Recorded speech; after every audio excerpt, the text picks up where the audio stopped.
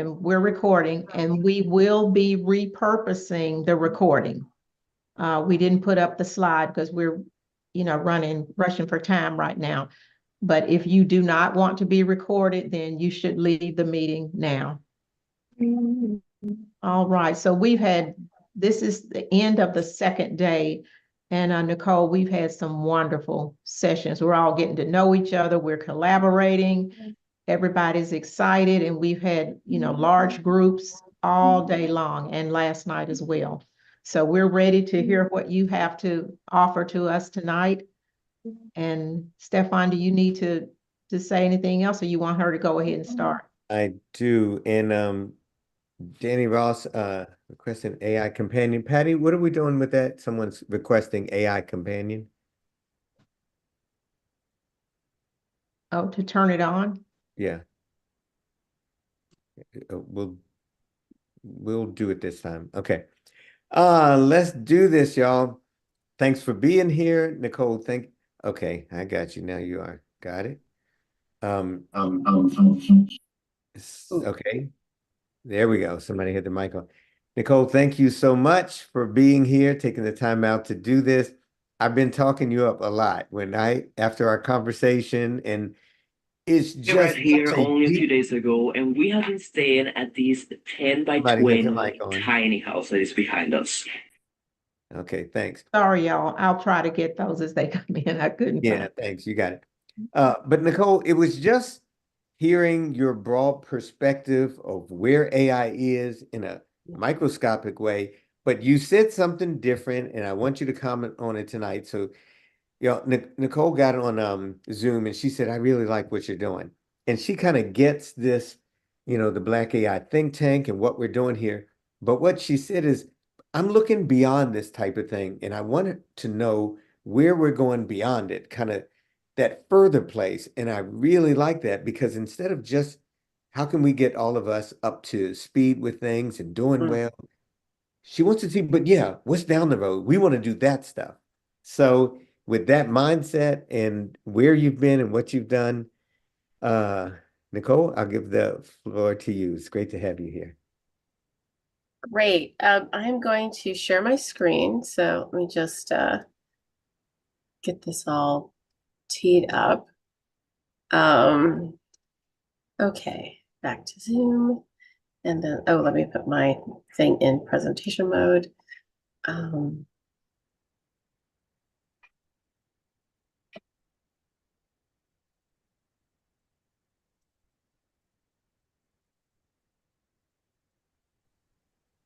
Stefan, you're muted. I was just talking to myself.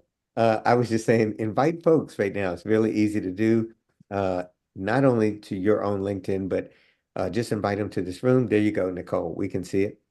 Okay. So these were the assignments that Stefan gave me for this talk, to talk about investments and emerging trends, opportunities for Black entrepreneurs and AI, things that are unique to us, the importance of ethical AI, and sort of practical advice. But before doing that, I do want to bring you all up to speed on my conversation with Stefan. And so one of the things we were talking about is what I sort of called Harriet Tubman 2.0, like a field guide for heroes in the age of AI. Because a few years ago, I asked the question, if Harriet Tubman were alive today, what would she be doing? Like really, like what would she be doing? What career would she have if she were alive today? And certainly she would be paying a great deal of attention to global trafficking. There's about 100 million people who are trafficked today, who are still in slavery today. And she would have paid a lot of attention to that. And she possibly might have been a politician. She was certainly compelling. One of the things that many people don't know about her, and I have to be honest, I just discovered this as an adult, was that she had epilepsy. Like, how many people knew she had epilepsy? So while she was in all of this danger, she could have had an epileptic episode at any time. So as brave as you knew she was actually braver than that. I think that if she were alive today, she might possibly be in technology because it's radical and it has the ability to radically shift and change our lives. And so we're going to talk about that. So right now there's a lot of talk about AI. Everybody's talking about AI, and for good reason. And on one side you have people talking about how it's the end of Homo sapiens, and there's a lot of focus and potentially hand-wringing, depending on your point of view, about things that might happen in a few years, while today, like right now, today, there are very real problems that need to be solved. There are very real problems with the kind of AI that we have today that need to be solved. And so, you might find yourself at times thinking, what are these people talking about? Like, this is happening now. These are my direct experiences today. So we'll talk a little bit about that. The reason why I'm here and why I'm interested in technology is that my focus is on how we build bridges to the future. Like that's what I'm interested in for people. We have a lot of times technology feels so disconnected, and the people who are building it and talking about it, many of them probably not actually shopped in a grocery store for a long time. Like, what is really happening for real people, for real Americans across this country. And so my interest is like, how do we build bridges? Damn, come on. For those people? Bailyn, your microphone is on. How do we build bridges for those people? And then I invest at the intersection of human potential and technology, including AI. And then I'm very interested in democratizing AI as well as other exponential technologies. I'm also here because of Star Trek. So I grew up in Houston, Texas in the 80s. My father's a plumber. He worked with his hands, very practical upbringing. But I watched Star Trek, and in the neighborhood that I grew up in, or at the school that I went to, there weren't a lot of people who looked like me. And I, like many people, were trying to figure out where do I fit into that context? And so I would watch Star Trek, and it was exciting because one, it's that's how I knew we all made it to the future. That's how I knew there were Black people in the future, because of Star Trek. A really amazing story about this that many people don't know is that Nichol was going to quit Star Trek. How many people knew this? Raise your hand if you knew it. Yeah, so she was going to quit Star Trek. And she was just about to quit because the first season actually had bad reviews. They got a lot of criticism. The show hadn't really found its groove yet. And she loved the stage. She was a stage actor. And so she was going to quit. And they told her at a NAACP benefit that she was going to that her biggest fan wanted to meet her. And she was like, okay, whatever, I'm happy to meet a fan. It turned out that her fan was Dr. Martin Luther King Jr. And she told him she was going to quit. And he said, wow. Yeah. Many people don't know the story. And he said, you can't, because at the time, Lieutenant Uhura was a peer. She was well respected. And so he said, this is what we're fighting for, and people need to see it. And so when I met her, so the other one, I met her, I lived in LA for a while. There's stars all over the place, and I never paid attention. When I met her a few years ago, actually it was in the Valley. I just I went up to her and I was like, I'm doing I'm here because of you. This is one of the reasons why representation is so important, of all kinds. So I saw us in the future, and this ignited a love of science and technology for me. And so what I do today, and this is all building towards a point. So I've spent 20 years I've been in technology for 20 years. The first 10 mostly in consumer-facing software, and specifically gaming. And so I have, been around in every way, very engaging software. And so that included, I operated World of Warcraft China for Blizzard Entertainment, which at the time was one of the biggest branches of one of the biggest games in the world. That made me, at that point, probably the most senior Black person to have operated a business like that. It's over $200 million business, and I ran the entire back end. And I've worked on Fortnite later a few years ago.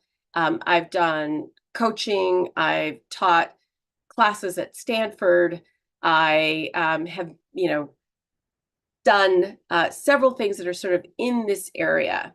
Today, I'm also the executive in residence for SHRM, and I'm focused on the AI HI project, which is about this intersection. It's about like, how do we build bridges to the future? How do we get people to the future using or leveraging AI, leveraging HR as the circulatory system of organizations?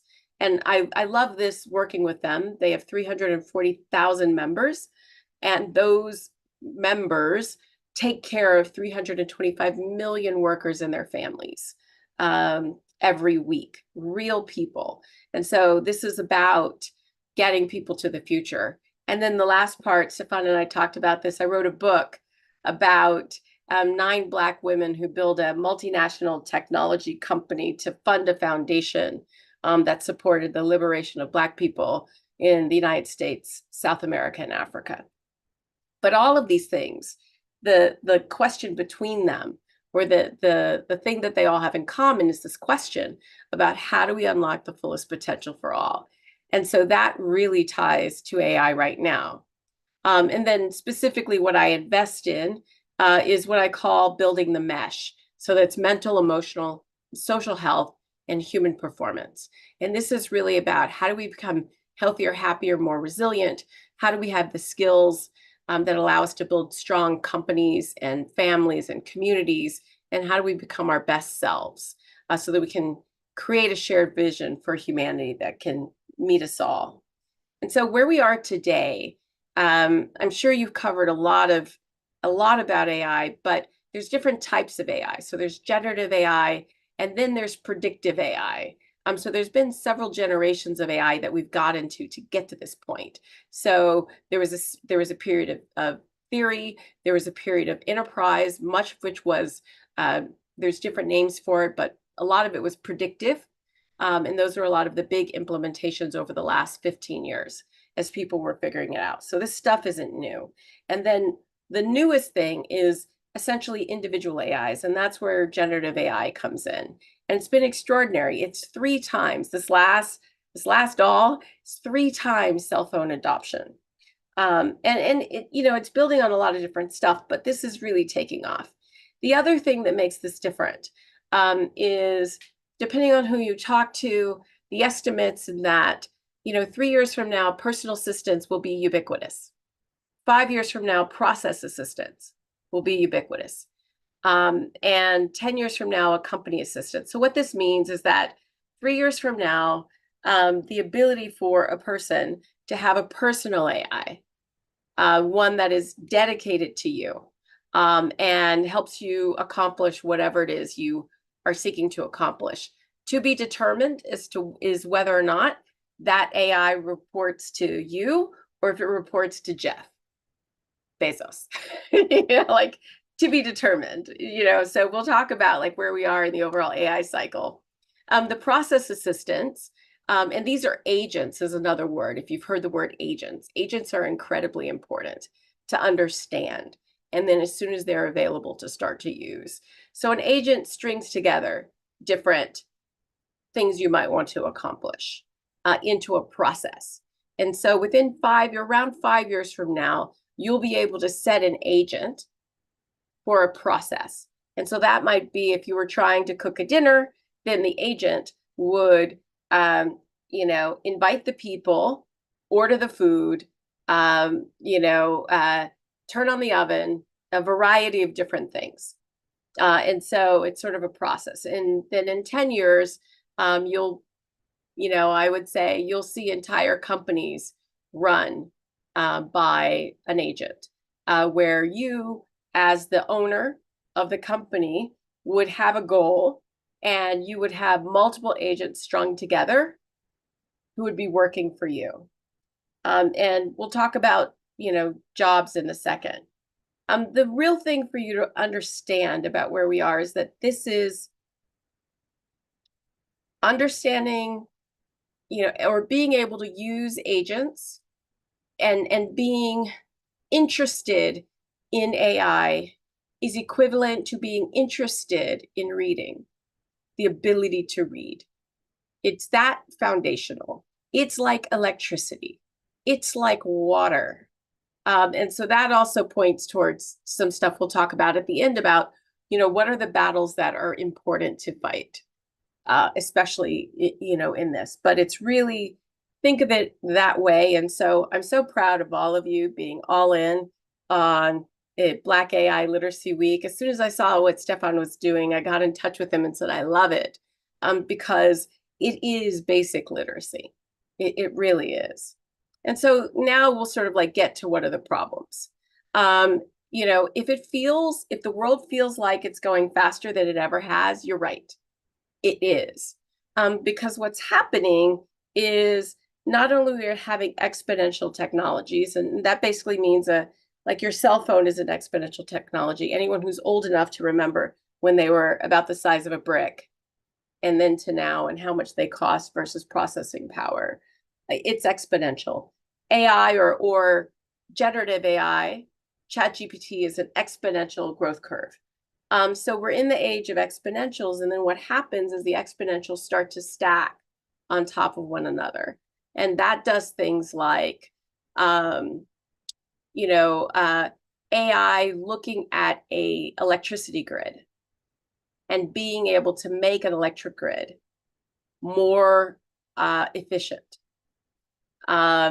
Or you probably saw a little while ago, or you might not have, probably about 3 months ago, DeepMind, which is one of the models, Google's model, discovered 380,000 new materials, just because it can experiment at lightning speed, or faster than lightning speed. So we're in a very fast period of time.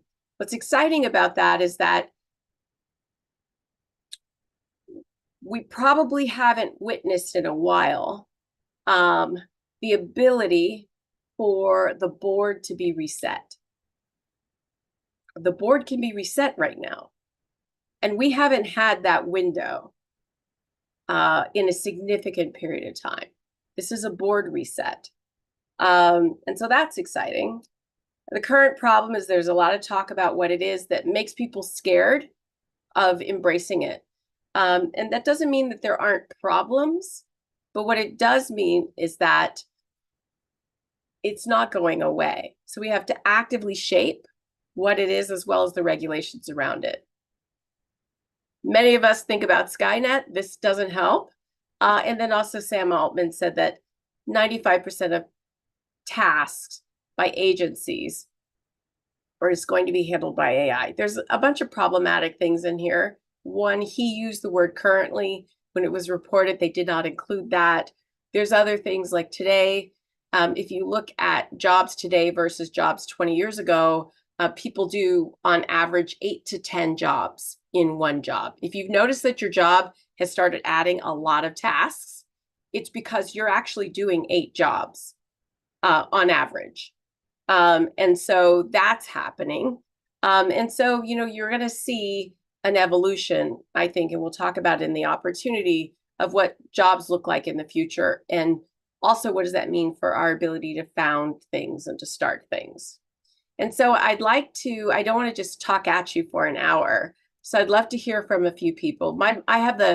Because I have a moderator, I have the ability to well, let me ask you, do we have the ability to pop people into small groups so they can talk about what they think the problems are and then report back?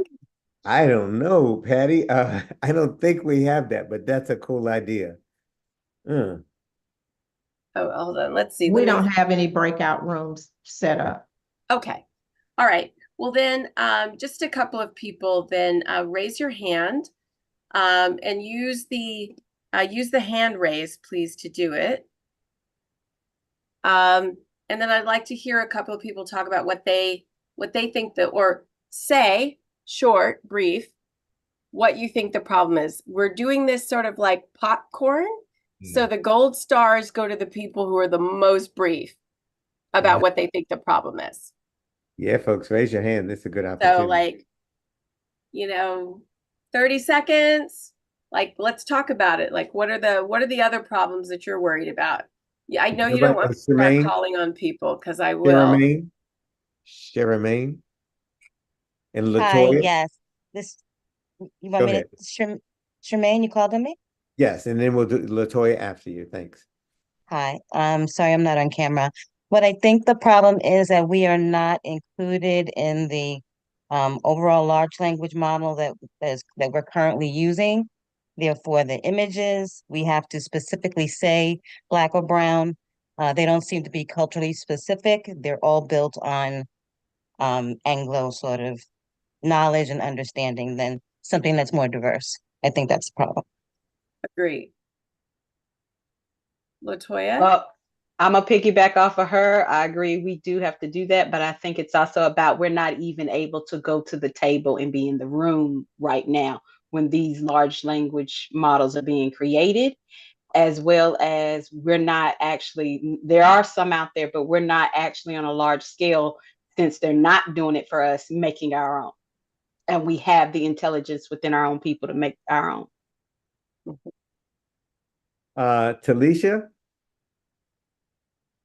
Data, what data that we already have is skewed. We need to have multiple data. So that becomes the issue. Where do we can't clean the data that we have that's already built into these. As also, well, where do we keep all of this data? We have a data kind of sustainability problem that's coming fast and furious and no really results to have that. What's the reservoir to catch all this data and use it appropriately? Brandon? Good evening, everyone. It sounds like there's a theme that's reoccurring. I would say the same marginalization that we already suffer due to the existing protocols of AI could then be weaponized to justify why our voices in the workplace might be further removed from being of influence by being able to hide behind the AI that is, in their mind, justifying why our voices kind of don't carry the type of impact and influence that it really should. Oh, that's good. This is good. I'm going to go in a few more. Lauren, then Janet, and Najiri. Lauren? Just perpetuation of systems of oppression. It was made intentionally this way. This is, my goodness, this is good. Janet, please. Janet Malcolm. Hello, yeah. I worry that we're further ahead than what they're saying because in the 90s, I actually did study knowledge-based systems. It was very new AI then, and it didn't seem like it was going anywhere. And I kind of forgot all about it all this time. And a lot that I've seen reminds me of what I did. And that's a long time ago. So they're definitely further ahead than what they're admitting. I think the agenda's already set, and that does actually worry me that we're already a lot further behind than what we actually think. Oh, this is so good. And Jerry, did I say it right? I'm sorry. Yeah, Jerry. It's Yes. great to see you. You as well. I feel that there's so much of us being in reaction mode that we haven't been in ownership mode to kind of lead the charge. And I think that comes from being at an ownership capacity and being at a decision-making level from an industry perspective. Anybody else? Did I miss anyone? Y'all, that is unbelievable. I just want to add one thing to it, y'all. I think we have to bang down doors, and I think we have to almost force our way in, and our voice is loud. So I understand we're going to build some things ourselves, but we can get into those places. We can get into those places, and we just have to do it. So that's my opinion. Teresa, and then Nichol, do you want to do any more after Teresa, or do you want to You got a lot of, After Teresa, we'll go back yeah, you into. got a lot of questions to answer, Teresa. Yeah, I think you sort of named it with AI is like reading, and the education aspect of this, and upscaling on a math level so that we can create a future pipeline of decision makers and creators and owners of AI companies in the future is of paramount importance. If you look at, this call and what you're doing is fantastic, but there's only 58 people. And how do we spread this knowledge to the masses that, this is now reading, and you have to be skilled at what reading looks like in the future. Yeah. There's just the other day, well, probably it was about like when I talked about the agents or the various assistants, GitHub announced their Copilot, their software Copilot, I guess in April, and then they demoed it at a conference that I was at. And today there's around 100 million people in the world who are capable of coding software, who understand how to build software. What this GitHub thing does is it allows you to speak what you want. So you could say, okay, I want XYZ to happen, at my company or, in my business, whatever it is, or to make it sort of like a practical thing, like, I want a system that makes sure that I never waste food or just like whatever. And just by speaking your objective, telling it what you want it to do, the Copilot actually builds the software. Like it figures out how to build the software. Yeah, you could go and see all of this. And does it make mistakes? Is it bad? Yes. Like, does it sometimes build bad code and that sort of thing? And doesn't quite work? Yes. But it's like, this was April. So of course it's not good. But 2 or 3 years from now, you'll just have a wish, you'll have a dream. And then you'll say it and the software will be built for you to accomplish it. So the point about a mentality of ownership and what that means. One of the things we're going to talk about is sort of like the layers, which I think will help us think about what the LLMs, how we should think about the LLMs versus things to be built on top of them. And so then this sort of leads us to, what is the opportunity? And so I want to talk about a few things. So one of the other things that Stefan and I talked about was, there's sort of 2 actions that I think have to happen at the same time. One is getting to the waterline. And so the waterline is parity. The waterline is access. The waterline is the basics. And we absolutely must get to the waterline. And there's things to do about that, which we'll talk about. But then on the other side is sort of like when the board is getting reset, what is it? What are our aspirations? What is it that we actually want, to accomplish? What is it that we want to build when we actually have the ability to have, if you can have agents, which you can, when you have the ability to have 4 assistants, if you had the ability to have 4, to hire 4 people to help you with something before you even had any investment or very little, what would you build? What might you build? What are you thinking about? And the reason why that's important is just this concept of leapfrogging.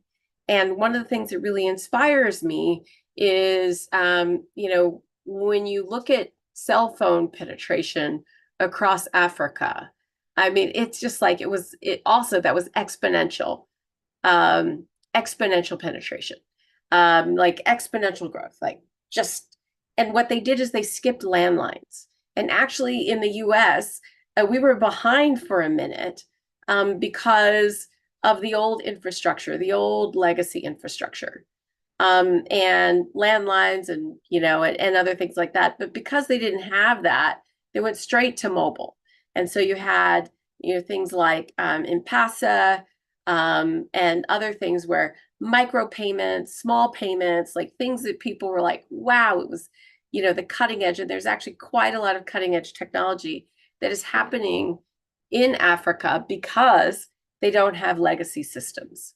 And so, there's some similarity for that with us, where because of the history of the United States and the systematic oppression that we've experienced, there's, legacy opportunities that we did not have, that we had a bunch of others, which I'll talk about. And so in what way can we think about technology in a way that allows us to leapfrog, into what we would like to build as a community? The other thing that I want to talk to you about, because this is important, especially the person who talked about data sustainability. So there's a concept called the dead internet. And basically what that means and why it's relevant to know is that today already there are estimates that half of the traffic on the internet is bot traffic. And that, already a big chunk of the content is generated in some way or some kind. As more and more people start to use, especially the image generators and the text generators, I would be comfortable saying that by this time next year, or by the end of the year next year, most of what's on the, non-private internet, so what's like out there in the wild, will be generated in whole or in part.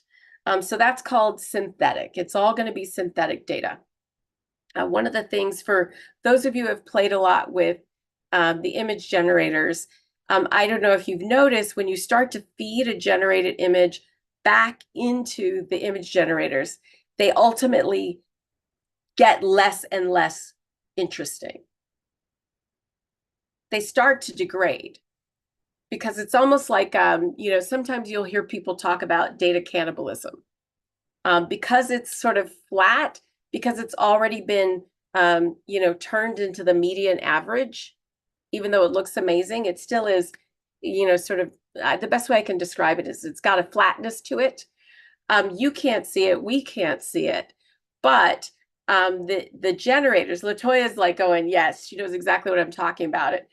It shows up, and so you'll see that you'll get a little bit less satisfied when you're feeding generated content into a generator for more generation.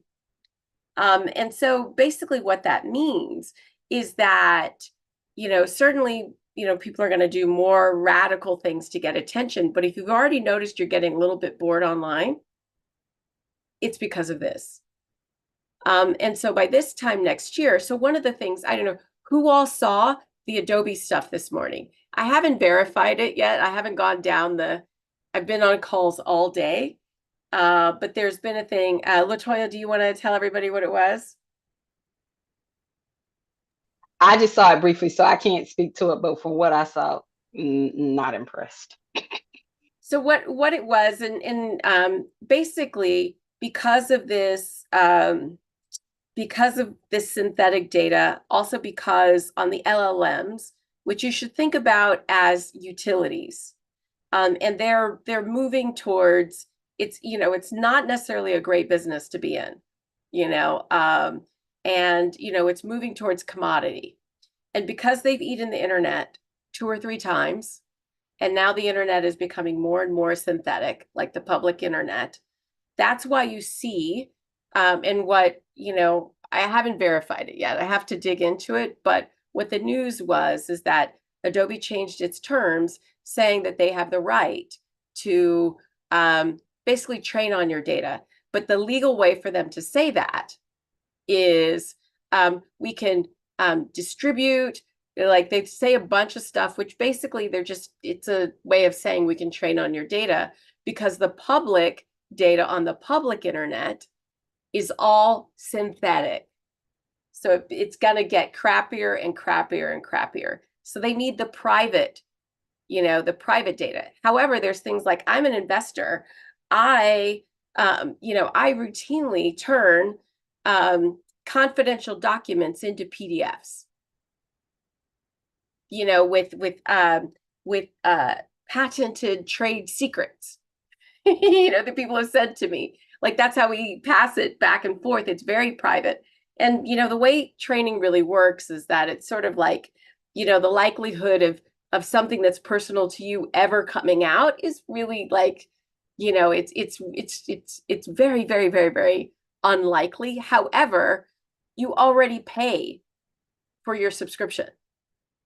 So it's the, you know, it's the social media, we own your stuff ×2. Except you're paying for it. At least with social media, much of it was free, and they said your stuff is our stuff. And there was nothing, you know, that anyone could do about it, because once we figured it out, it was too late. Now this is like subscriptions you're paying a lot for, and they're saying that your stuff is our stuff. But the reason why they're doing it is because of the dead internet and the synthetic data, and they need additional data to train. So that's what's going on.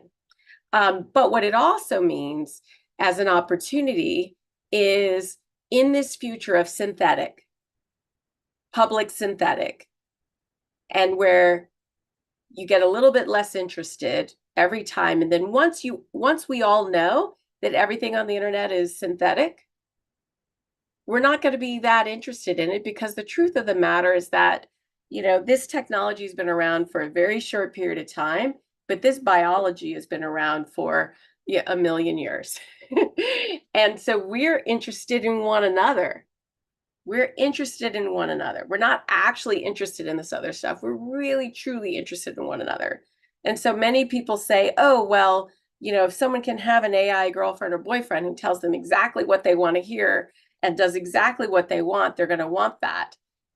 My bet is that if a real person showed up at the door with apple pie, you know, and said, I want to hang out with you, I think the chances are high that the person would want to be with a real person, because our bodies want to be with one another. And there's a lot of actually science and technology around that. So taste, and this is what leads into the business models and the opportunities for us, is taste.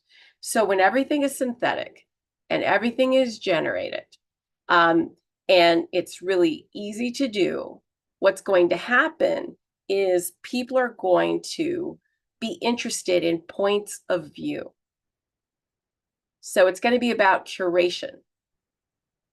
And so that curation, it could be curating, you know, a brand is a curation, you know, of attributes. So it's like, you know, I'm like, I have an Oura ring, you know, and this in a way is a curation. It's a unique thing, but also the brand associated with it. And so, you know, what that means and what we should think about is like, whose taste always changes the world? Whose taste? Exactly.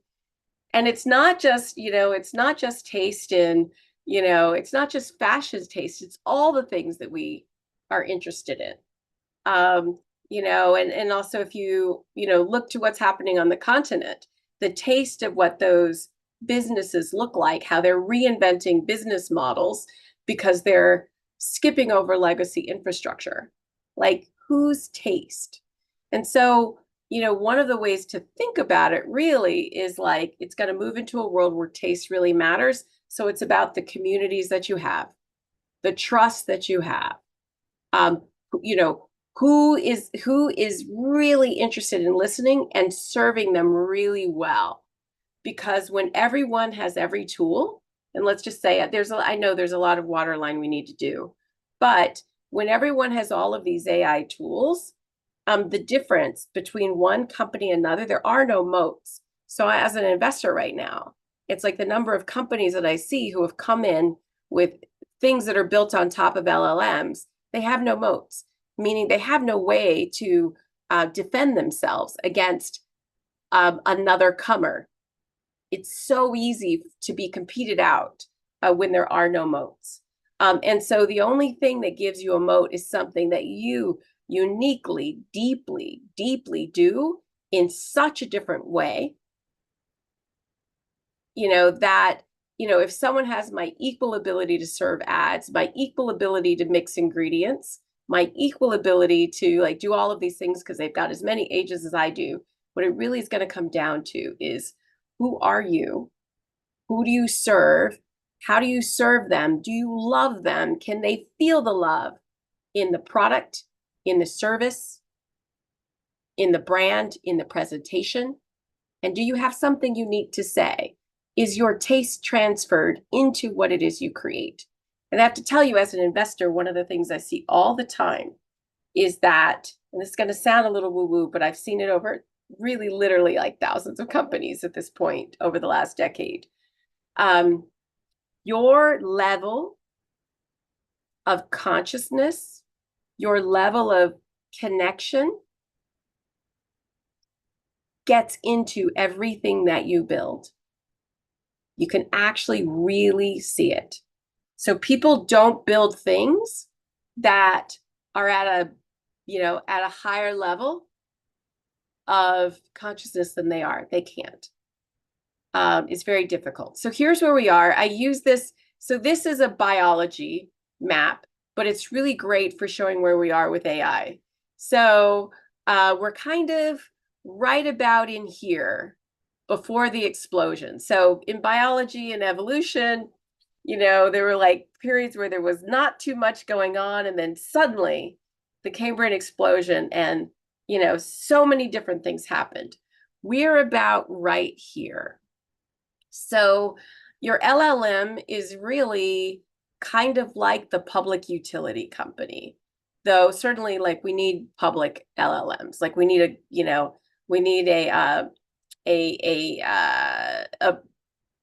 a public one where the mission is to serve the public and not a private company. So we need that. But it's sort of like, it's like the highway system. Think of it like that. And it's also a very, very tough business. And that's why they're so aggressively moving, by the way, into enterprise. And it needs, certainly we need to address, issues that are inherently in it, and we'll talk about it. But where people are really going to build things, and the trick of it is that, where you want to be is that every time the LLMs get updated, they they move a little bit further up in their abilities. And so you want to pick something that's differentiated, that builds on top of it. So like just today, I was talking to another investor. We were talking about AI and, wellness and productivity. And it's like, we all know that there's going to be products in that category, but it's so early, we can't tell who's going to build a product that will go the distance. So it's actually, so if you're worried about it being late, it's not late. It's early. You're early. And so the key for you right now is to get as fluent as you can, to use the tools. Because when you're using the tools, whether it's an image generator or something else, you're starting to understand the logic of it. Because you're seeing your opportunity that you might build a company or a collective or something else in. You might not see it for a year or so. It might be too early. You should definitely play and iterate. But, in a couple of years, you might see the thing that it's like, it's this thing. And it's the thing that, fits what I described before. And so that's the other thing. It's like, it's early. It's not too late. You still have your opportunity to reset the board. And so here's the battles that count. So the external battles that count is, I put it in quotes because it's the private data ownership. This is the thing. There was also, you probably saw a little while ago, there was a thing where, this was maybe last year, where Zoom did this in their terms and conditions. And they basically said that if you turned on the AI, well, they didn't say this, they came back and specified it, because the world took them to task. The very first version of the terms and conditions said that if you recorded your conversation, it was usable for training data. And then they sort of backpedaled. But it was the exact same thing that just happened. So the battle's worth fighting. Anytime you see a battle around ownership of private data, fight it. Also, what I think will probably happen is there'll be two pricing tiers.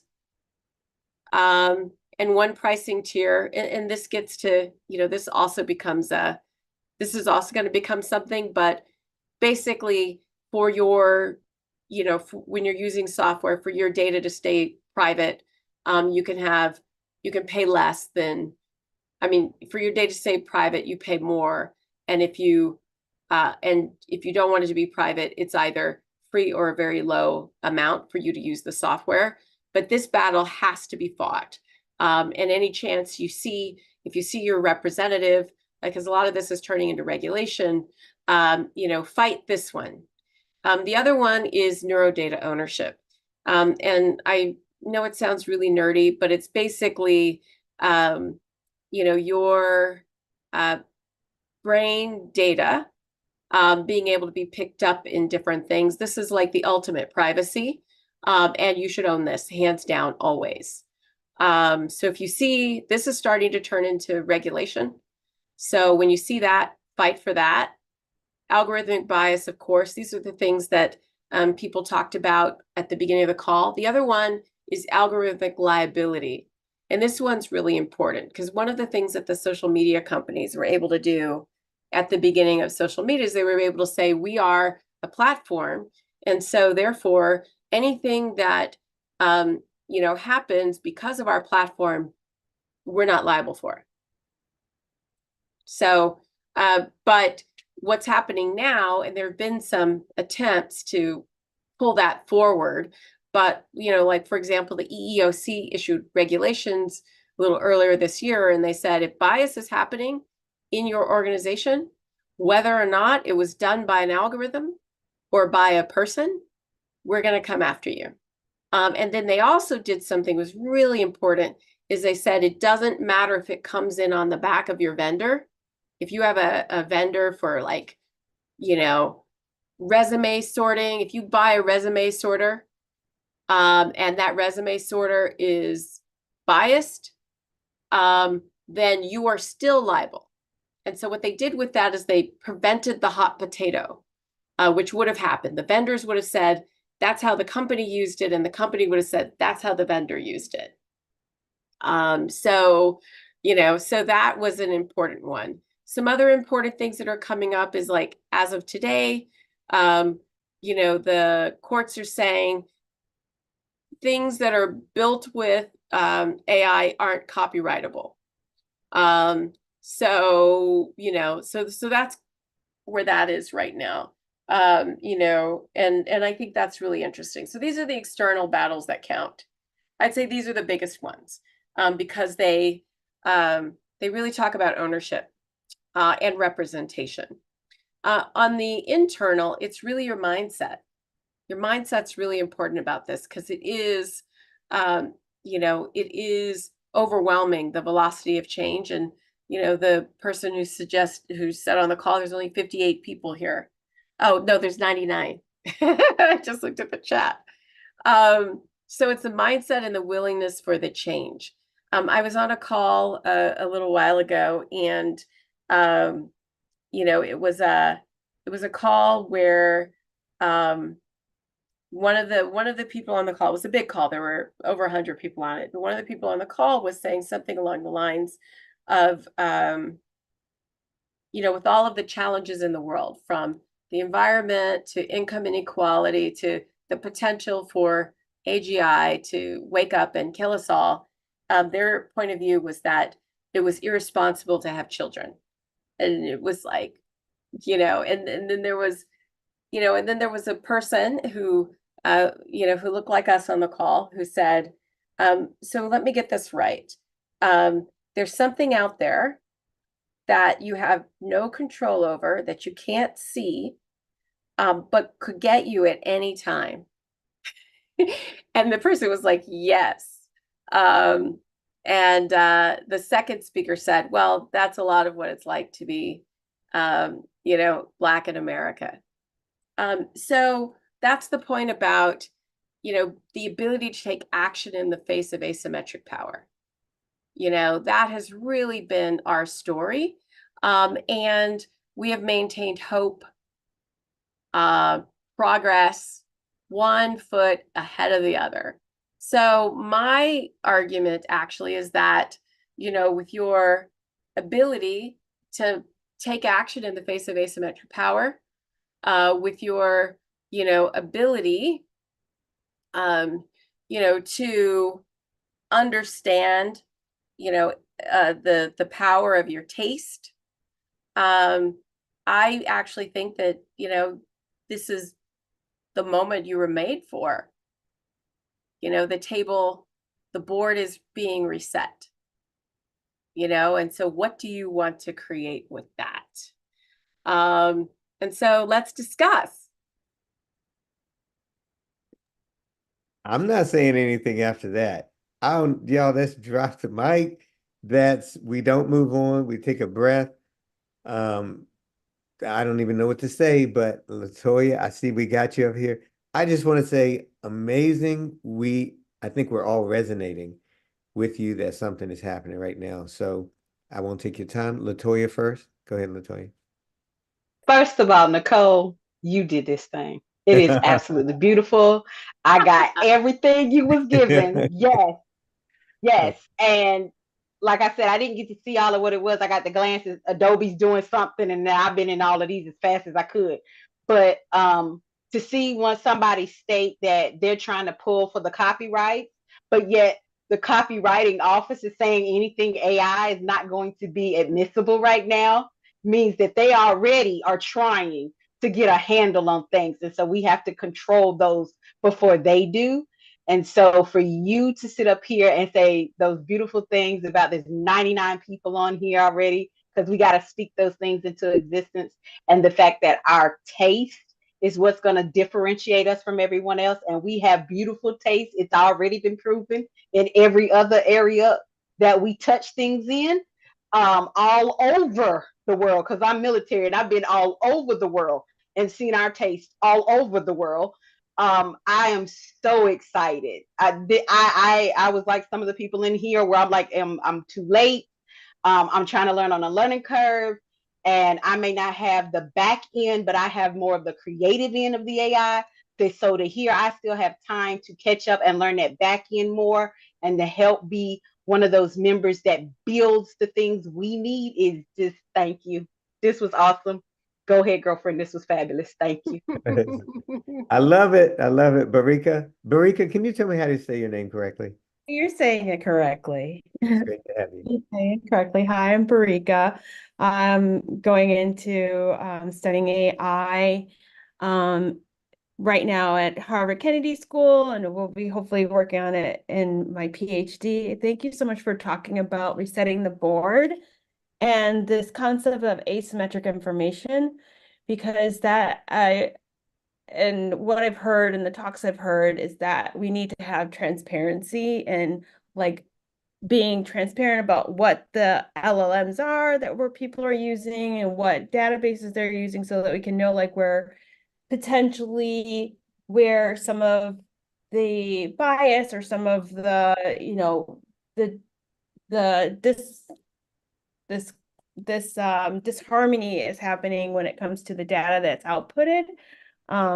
So I really appreciate that. Can you talk a little bit more about like from the venture capital perspective when it comes to that transparency?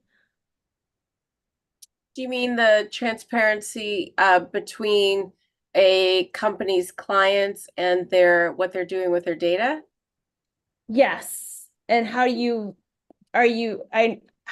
concerned about that? Like making sure they have the protocols other than just to protect the company, but also to protect society? Is that something that other VCs are talking about? Are they just throwing the money at these companies and just waiting for it to kind of happen? Because the resetting the board really resonated with me, because that happened with social media and how we've had different social media platforms create such dysfunction in governments and countries across the world. So this is another one of those opportunities. Either we're going to rein the bull in before it breaks all the China.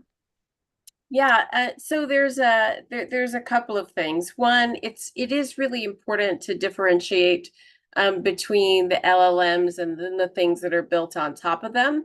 And then also there is a difference between generative and the previous generations of predictive AI, which are still there and still incredibly powerful and getting more powerful. And then I think what's going to be really interesting is that when you can use agents to make calls to the predictive AIs, so ultimately there's going to be a network of AIs.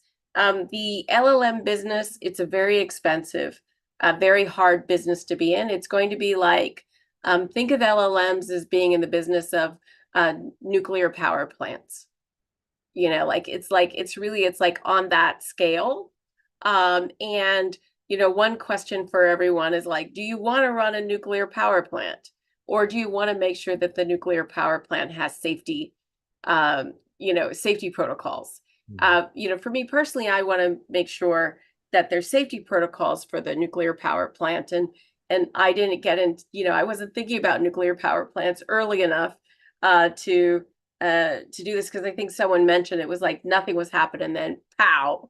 So it's kind of like that. So if you're talking about where we are, so specifically for the LLMs, there are, probably where it will end up will be things about algorithmic liability, So, if you use it, they say co-pilot, not autopilot.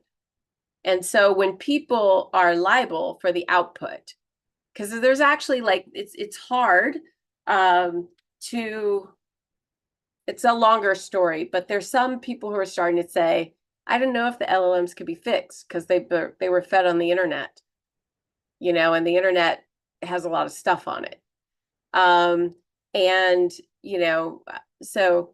I don't want to digress, but so on the LLMs, I think, for those nuclear power plants, it's going to, align around liability for the outputs, and that being the thing that, say the underlying LLM is biased, but there's a HR app on top of it. The EEOC saying, nope, we don't care how you did it. We don't care if a person did it or if an AI did it. You're still biased. I mean, we're still going to come after you. So I think you'll see that over here. Then on the company side, on the founder side of people building things on top of it, whether it's agents or a series of agents or whatever it is people build on top of generative AI, that's, taking in data. So, I just invested in something where they're taking in EEG data. And so, then the question is what is the relationship? Is it, is it a public database where the right things, things done? And so, of course, absolutely, we ask those questions. One of the things that's, really interesting right now, as I mentioned, is that, much of the public information has already been ingested. And so it's the private information. And so then what is the relationship that people have to their clients? And by the way, I use the word clients instead of users. I think language is really important, and we would call the people we serve users. I think it sets up a relationship where we feel like we can do anything with them and to them that we want. And so I think, as a client, how does the company treat your data? I think it's going to be really interesting for who all watched the Apple stuff today. Yeah. So we didn't see the news. We didn't see the news because we all been here all day. True. Well, what they're doing is they're making their case privacy. Like they're making their case you know, that you know, they're going to protect you, privacy and security. And so, you know, if you're buying if you have the opportunity to buy a non-Apple phone or an Apple phone or a non-Apple device or an Apple device, and Apple says, you know what, we don't care what they put on your, like, we don't care what you download, we're gonna protect you. So you probably saw, I don't know, you probably saw a little while ago when Apple started to really tighten security and really tighten, giving clients the ability to say who gets to track them cross app.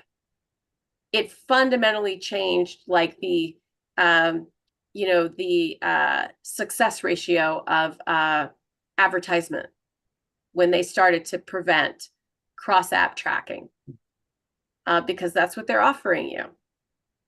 Yeah. So you're going to see, what you're going to see is you're going to see companies make that their pitch to you.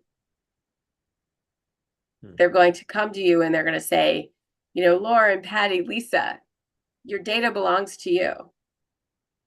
You know, and if we train on it, you know, we're going to either pay you or you pay less for training, or, you know, we're going to come up with some relationship with you that you're happy with. And people will start, you know, have the ability to start voting with their actions. But it's still early on. It can go a lot of different ways. You know, lots of, you know, I think last time I checked, you know, across the country and state legislators, there's like over 300 bills. You know, where people are you know, starting to bring legislation forward around AI and AI regulation of all kinds. It's still a you know, it's still a hot mess. Nichol, thank you for doing this. Would you mind a few more questions? Because this is hot, you know. Are you okay with a few more questions? Yeah. I love it. Lauren, we're at you, then Dave, then Noy, Latoya, I got you, and then Janet. Lauren, I know you've been excited. I see it. So you've been waiting. Go for it. First of all, you know, we're all following you. Jesus oh, Christ. This is crazy. This is like next level stuff. But like, my biggest thing is history, or the greatest way of predicting what happens in the future and how we're going to leverage things in the future is how we've leveraged things in the past. Like, are we squeezing the resources that we have at hand for what they're worth? And if we are, then we shouldn't have anything to worry about. Then we'll leverage AI that way. But unfortunately, history is repeating itself in that we didn't squeeze out the potential that was in tools before, and now we're hesitant towards squeezing the juice out of AI. Yeah, we have to lean into it. Okay, I guess I'm up. Well, first of all, let me say awesome talk. Really incredible. The information that you shared, it's been phenomenal. I've been sitting on the edge of my seat most of the time. But my question really is about OpenAI. I've been a Chat GPT user since it was in beta. And my question is about Sam Altman. Of course, we remember he was outed from the company. And within 48 hours, he came back a lot stronger, had more power. And then I think it was 4 weeks ago, his #1 scientist left OpenAI. And allegedly it was because Sam has so much power now that he's starting to pull back the curtain a little bit on some of the protective measures. And so I'm curious, from your perspective, is that something that we should be worried about? Because I know that everybody's racing. He has a lot more competition now that OpenAI is out there. Everybody's coming on board with their own version. But should we be concerned about that? Because his #1 scientist left the organization, and he's alleging it's because they're pulling back the safety guardrails. I'd like to get your perspective on that. Thank you. Well, Dave, the safety guardrails are specifically on advanced general intelligence. And so, so that's really on, you know, that's on being able to build human level intelligence, or a sentient conscious intelligence that is an AI. And so that's what the safety is about. It isn't, well, that's the core of all of that. there's lots of ways people put a lot of things into safety. And it's interesting when we talk about AI alignment or human aligned AI, humans aren't really aligned. So what are we aligning with? You know, like we aren't aligned. So what are we aligning with? So I actually am investing in, you know, AI or technology that supports collective intelligence. Because like, how do we get aligned about what it is we actually really want? But the core of that, the original seed and core of that is around advanced general intelligence. And people have different timelines for when they think it's going to happen. I've heard everything from 2028 for, you know, a sentient AI. And sentience might be the wrong word. It's basically advanced general intelligence or advanced super intelligence. But basically like, you know, our level of consciousness, level of AI. So it's independently intelligent and conscious. That's what that battle at its core is about. Okay. And so what do I think about it? You know, yes, that's what I want to know. I don't know when I don't know when AGI is going to happen. So there are different points of view.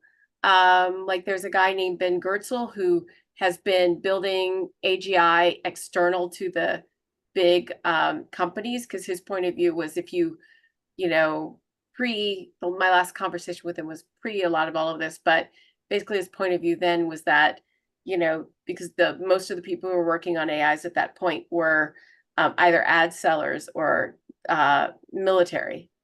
And he was like, if you have an AI that's built on, you know, persuasion or war, the likelihood of it, you know, when it becomes intelligent or when it becomes aware, choosing, you know, manipulation or war is pretty high. And so Ben has been training his AI on what are the problems that humans need help with, you know, and training on that.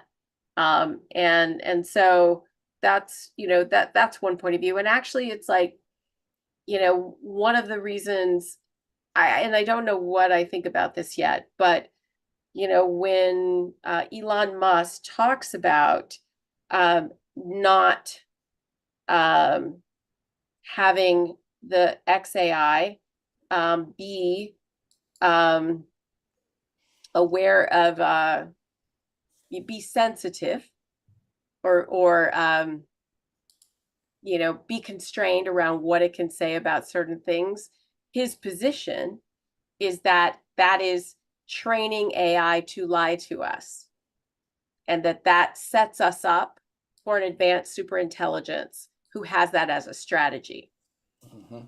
So whether you agree with him or not about the output, he says that's why, because one of the things that OpenAI has done is, you know, if you try to have a conversation about there's subjects, if you try to have a conversation with ChatGPT about these subjects, you cannot. You have to really do a workaround. Now you can, but you have to work hard. XAI is going to have none of that. And it's because Elon Musk's theory is that to do that is to train it to deceive humans. And that sets you up for when it's really intelligent. Yeah. I guess where I'm at on all of it is I think there's a lot between here and now. And, you know, one of the things where I do love what, you know, Joy and Rumen and all of the people who are working on algorithmic bias, what I love about what they're saying is that these aren't black boxes. You know, there are problems right now that we can fix. There are issues right now that are affecting people today, and let's fix those things. And if we fix those things, we have a higher likelihood of having a better advanced general intelligence than if we don't fix that stuff because we say, well, we need to be focused on advanced general intelligence. But it's like all the steps up to that point have included things that we knew were problems. So I'm kind of in that camp. And then also I think, you know, the other thing that I think is that for human beings, I think we have to understand who we are and what we want. and that we need to have the ability to really collaborate with one another before the advanced general intelligence happens. Because right now, if it shows up today, we are fractured. We can't agree on anything, not even climate, like a bunch of things, and so we haven't evolved ourselves. And so there'll be a point where we have to get up to a certain level in order to meet what we've created. Awesome. Thank you. Thank you, Dave, and thank you, Nichol. Okay, Dave, one more, Noy? Latoya, and then I have to go. I understand. Okay, no problem. Noy, did you say Noy and Latoya? Oh, I see one hand up. Okay. Maybe there's more, or you Yeah, can I pick think it's someone else. NOI. Yeah, Noe, I believe Noe. I was next, and I'll You try are. and be quick. I thank you so much, Nichol. This has been a fascinating conversation. I think one of the things for our community to think about is when we think about ethical AI, data that's not making it into the data sets is one of the things I'm most concerned about. I think about in the Black community or communities of color, how we have used alternate forms of, let's say, medical data. As opposed to the AMA having all of their data into the system, and that's going to be the only thing we have access to in the future. Where is our access to traditional herbal medicines or Ayurvedic medicine or acupuncture or chiropractic medicine, things that will not make it into data sets? Because in the future, we're just going to go to AI. I mean, we just go to Google now for information. And that leads to a bigger problem I see, which is searching as opposed to researching. And anyone who's gotten a doctorate knows research is something different than searching for information. And primary sources, which is, as you spoke to about synthetic data, will there even be primary sources anymore? So how we're going to be sourcing information is something we need to think about now. Because I feel like a lot of what we're focused on is like the front end, but we're not looking at the back end of this information. And I'm critically concerned about what data is going to make it in, and that we are, and then I haven't even gotten to our history databases as peoples. Where's that going to be stored? Will it all be in the Smithsonian somewhere, collected a long time ago, and people won't think to go there anymore because that's not where information is gotten? So you just sparked so much that's come to the surface. And I just want to thank you for this conversation. And I'm thinking critically about how I'm going to source my information because I don't know. I see myself, it's easy to go to AI, tailor my question, but I have to really think now, am I getting a synthetic answer? Where is their data coming from, and what data is not making it into the data set? Well, you I'm make complete. a really great point, which is this, and it's something that I've already started to see, is that the most important thing, like when I was talking to a friend of mine the other day, and she was like, I've been having my kids code, but I don't know if they should do that anymore. And I was like, well, it's good to understand the logic, but like with the voice coding, you won't need to code. One of the other things that will happen is, I would say within 2 years, there's going to be simultaneous translation, which is extraordinary. Every person in the world is going to be able to talk in real time to any other person, regardless of what languages they speak. And it will happen, it might just be a couple of seconds delay. Extraordinary. The thing that can't be replaced. Wrong. Yeah, we won't know if something's wrong with the language either because it's so instantaneous. We won't know if there's a mistake or hiccup in the language that they're hearing, which may not be exactly what we're saying, and vice versa. I'm sorry to interrupt. Yeah, you're right. You'll know also based on the connection and whether or not the outcome that you were hoping for happened. But there's going to be a lot of really funny memes that are going to happen in between. But eventually, it will be really straightforward. And by the way, you will have your own agent. That's why it's really important. Like earlier, I said, does your personal agent work for you, or does your agent work for Jeff? Like that's the key. You're going to want an agent who works for you, because Jeff's will try to sell you toilet paper, in between everything else. But here's the thing, especially for all the parents out there or anyone who's got a young person that's saying like, okay, what does this mean? The most important thing is to learn how to think, and to force oneself to think through one's logic prior to using the generators. Because I'm already starting to see in things that, I'm reading, or things that come into me, is you can kind of tell, especially when someone starts to talk about what they wrote, you can tell whether or not they've done the depth of thought. But one of the things that's interesting is that human beings follow currency very well. And what I mean by that, like one of my favorite things in the world is I go to Thai fighting camps to fight. I love it, right? And so in a Thai fighting camp, it doesn't matter what you look like, it's like attractiveness, what someone looks like, doesn't matter what school you went to, doesn't matter where you're from. Like the currency is how good of a fighter you are. And the people, the men and the women who are the best fighters are the objects of desire for like the whole camp. Everyone wants to be their friends. It's like everything. And it happens, when people get there, it happens within like 2 or 3 days. And they're like, oh, Patty, she's got skills. And then everyone wants to be Patty's friend. So human beings figure out what the currency is very quickly. And so what it's going to come to is it's sort of like, it's going to be like, you can't replace the depth of thought around something or the discovery that happens when you write something yourself and it changes how you think about it, or the depth of a conversation. And that is the essential skill, because it is so easy to generate. But everything that's generated is kind of, blah. Because even if you take all of your writing and you build an AI that's totally based on you, that AI is only going to write your mediocre stuff. Because it's going to be your median.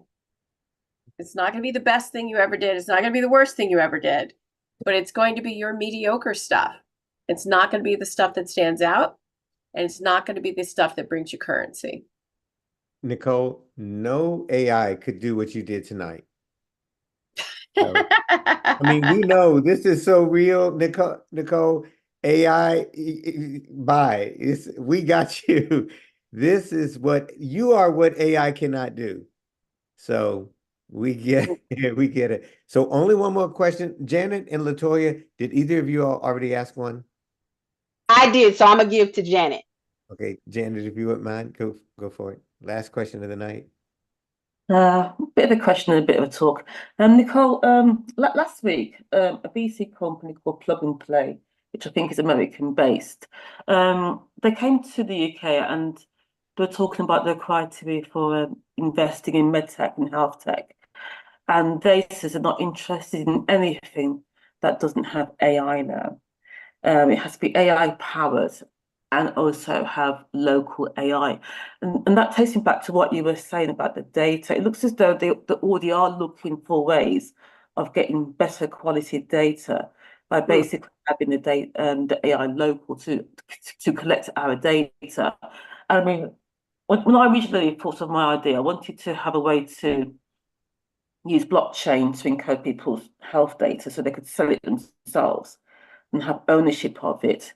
And I was just wondering, is it going to be the kind of thing that VCs would go for, or is it all about just ripping our data as quickly as they can to make money off of it, rather than actually paying the people whose data it is a bit of a share? I don't know exactly how it will play out, but one of the things that we all need is we all need the ability to as we generate data, because you generate data constantly. The moment you step out of your door in New York City, or London, or any of the big cities in the world, you are on camera. You are on camera nonstop. And right now they're just not connected, but eventually there'll be a city OS. Cities will be OSs eventually. And so what we need is you need the ability to preset what of your data is public, what's private, and what is for sale. So if you could walk out of your house in Atlanta and you drive to a restaurant, a fancy restaurant for your anniversary dinner, and if you have earned enough money in that drive to pay for the dinner, maybe you're okay with that. A lot of people who are very data, people should only data, all data should be private. I don't think all data should be private. So an example would be like in a city driving, if you're in your car, your personal identity in that car should be private, but the fact that that car is on that street at that time, I think should be public because, it's about public safety and turning the lights green and red. And if your car is a ghost, then you could cause an accident with someone else. So I don't think you should have the right for your car to be a ghost. You do have the right for your personal identity to be unknown, but you don't have the right for your car to be a ghost, when you live in a city with other people. So we need the ability to indicate what is public, private, and for sale. And the only way to do that is going to be with smart contracts on top of blockchain. And the only way to do those fast enough with the speed for which you would drive from your apartment to the restaurant in Atlanta is for there to be AI agents, and an agent that is yours, works for you, works for Latoya, works for Stefan, and that agent, you've told it in advance, this is what I'm happy to sell, this is what I want to be private, and this is what I don't mind is public, or I accept that to live in Atlanta, this is public data. And so that's how I think it's going to net out, or it needs to net out. The road between there and here is to be determined. It's the beginning of a grand adventure. But especially from our call tonight, what are the battles that you have to fight? The external ones. And I think those ones that I indicated are the really big ones. And then smaller or separately for founders, yes, some VCs are going to want, you to, take all the data that you can. But, someone put in the chat, I think, Apple is coming out and saying, we're going to take care of you. So it isn't always just going to be a free for all. There will be standards, and there's going to be something happening with regulation. So all of that to say, I don't know exactly how it's going to play out. But I love that you're concerned about, I love the way that you're thinking about it. There actually is a fund that is spinning up that is just about AI safety. And it's about creating things that allow people to have the types of protections we've talked about tonight. And they're investing specifically in that. It's called Lionheart. Lionheart. Okay. Yeah. Yeah, I mean, because of all the talk about how we're losing jobs and everything, I do feel like if we are making new, whether it's software platform devices, we should be trying to find a way of enabling people who are using it to make some money from it. Absolutely. So everybody, I love you so much. I have to go. This has been fantastic. Thank you so much for your time and your interest. And Nichol, we don't know how to thank you enough. This is gold. I think you're getting what we're putting out because we got what you were putting out tonight. Thank you. I think we all feel blessed. Thank you everybody for staying this long. It's gold. I don't know what else to call it. This is gold. Thank you for allowing us to have this history-making moment with you.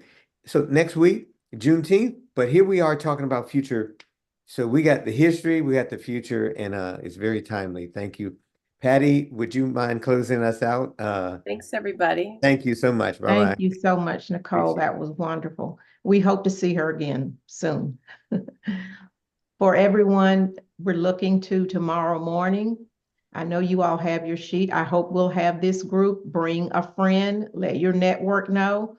We had a wonderful day today. We've got a lot of information to massage, but don't get too full. We have more tomorrow, and we'll keep moving forward. I think that this is way beyond what I thought we were putting together. So, and I hope you all feel that way too. Yeah. Okay, Stefan, if there's nothing else, we'll go ahead and close so we can get started tomorrow. That's it. You all have the schedule for tomorrow. It starts with emerging technologies. Christopher Lafayette's Out of This World. And then we'll go to Howard with his group. They'll be talking about some amazing stuff. And we have a little bit of a break. So it starts at 11 o'clock. Wow for the day. Thank you, everyone. And with that, I think we're going to close up for tonight. I think we got everything. Y'all are amazing. See you tomorrow. And this room will close in 5, 4, 3, 2, and